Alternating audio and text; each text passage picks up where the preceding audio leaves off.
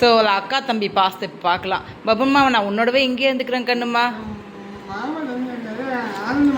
அப்போ அவரையும் கூட்டிகிட்டு வந்துடுறேன். மாமாலாம் உன்னோட ஆசையாக இருக்குடா, உன்னோடய இருந்துக்கிறேன்டா நான்.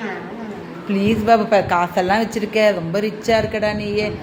சரி காசு தரியா? அக்கா காசு தரியா? அக்கா காசு தட தங்கம். டே எல்லாம் நிலமா ரைட்லேருந்து லெஃப்டில் வாங்குது இல்லைலாமா. அம்மா காசு தக்கண்ணு.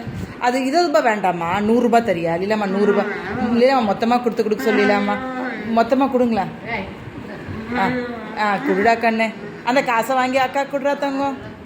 வாங்கிக்கோ, ரைட் ஹேண்டில் வாங்கிக்கோ. ரைட் ஹேண்டில் வாங்கிட்டு அக்கா குடுறா கண்ணு. குடுறா கண்ணு.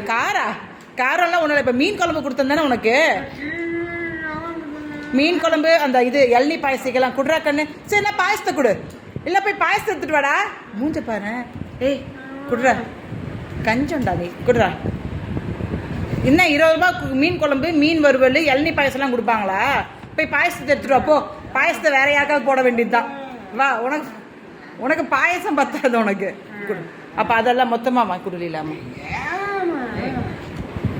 குடு. தமாஷ் இல்ல, இந்த பாயசத்துக்கு தான் இது. எடுத்துக்கிட்டா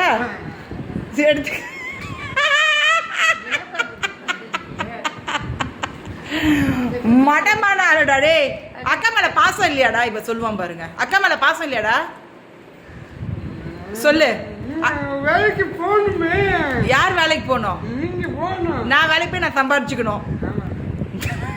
நல்லா வருவேடா நீ. அப்ப கொடுக்க மாட்டேன், 10 ரூபா கூட கொடுக்க மாட்டேன் எனக்கு.